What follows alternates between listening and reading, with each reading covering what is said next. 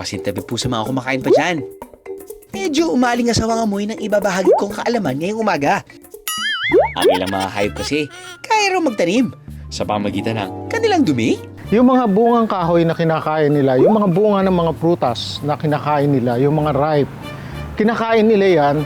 Tapos, usually nagta-travel sila. As they travel, na-reach nila yung certain destination nila. Pag nag-poop sila doon, nadi-disperse ngayon yung seed.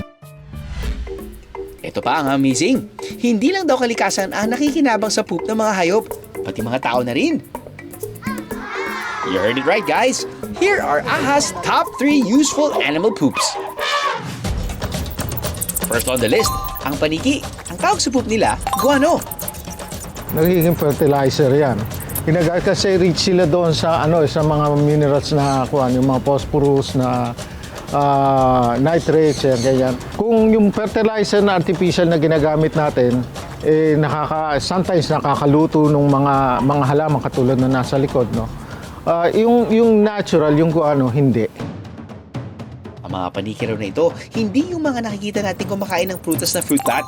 Sa halip, sila yung mga cave bat na pawang insectivore o insekto ang kinakain. Since kinakain nila noon, rich and chitins, yung kanilang kinakain, yung pinaka-shells ng insects, yung balat niya. So dinudumi rin nila yon. So mataas yung mga minerals na nandoon sa kanya. Na pag naipon, nagpa-pile up yun, meron mga insekto rin na naghahalo, kumakain doon hanggang sa maging tama na harvest nila para magamit nila as fertilizer. Mas mahal yata yan sa regular na fertilizer na nakikita natin. Bukod sa fertilizer, alam niyo ba na ang guano o bat poop ay may mataas na potassium nitrate content na pwedeng gamitin bilang component ng gunpowder? Sa katunayan, ginamit ito ng Amerika noong 1812 war para sa mga bala ng kanilang mga armas. Let's go to the second poop. Ito na ang dambuhalang entrance ng elepante. Ang poop nila ay tinatawag namang dung. Sila rin yung bulldozer ng kapaligiran. Sila kumbaga di ba sa bukid meron nag-aararo, nagbubulldozer ng lupa para maging gumalaw ang lupa, maging fertile. Ano bang mga benefits ng poop niya sa tao, yung directly sa tao? Since ang kinakain nila, herbivorous sila, no? yung fibers and plants and fruits yan, kinakain din nila. Pagka na-digest yan, nagiling na nilang gano'n, pag dinumin nila yan, para siyang mga paper na, yung pulp ng paper na maninipis, o strands, no? Parang giniling na siya. So, i-process mo lang yun, pwede mong gamiting paper. At dahil sa laki ng mga elepante, bigatin din ang inilalabas nilang poop with about 100 kilos a day. Ang isa pang gamit ng dung, perfect sa parating na tag-ulan. Kung saan ang mga lamok, mabilis ang pagdami. Ang natuyong dung, na isasama sa panggatong para makalikha ng usok bilang mosquito repellent.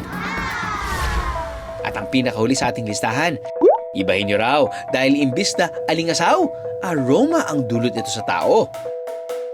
Yes, you guessed it right, civet! Sa civet cat naman, usually kasi ito yung mga omnivore na species ng hayop na umakyat sa puno. Meron silang tinatawag na palm civet at saka malay civet. Yung palm civet, usually sinasabi natin na yung kinukunan ng mga beans, kumakain ng beans at yung poop nila, ginaharvest yan at ginagawang kape. Ganito kasi yan, ang mga Asian palm civet ay mahilig kumain ng mga coffee cherry. Kapag dumaan ito sa digestive enzymes nila, nagkakaroon ito ng fermentation na nagbibigay sa coffee beans ng kakaibang lasa at aroma. Kapag inilabas na nila ito, nililinis, pinatutuyo at pinoproseso ito na gaya sa ibang kape. Ang partikular na kapeng ito, tinatawag namang luwak.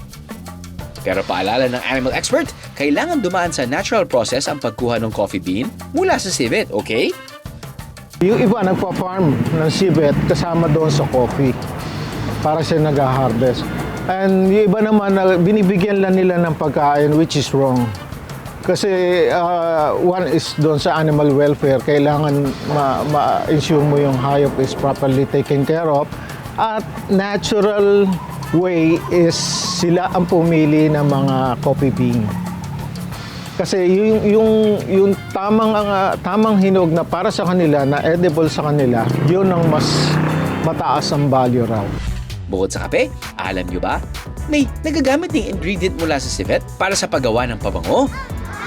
Meron silang anal sac na nagsisikret, yung anal gland nila na nagsisikret ng musk, na usually ginagawa naman siyang perfume. May preservative ng perfume. O ha? Na-amaze ba kayo? Patunay lang yan na lahat tayo sa mundo magkakaugnay at may kanya-kanyang ginagampalang papel sa buhay. Mapatao, hayop o halaman. Aha!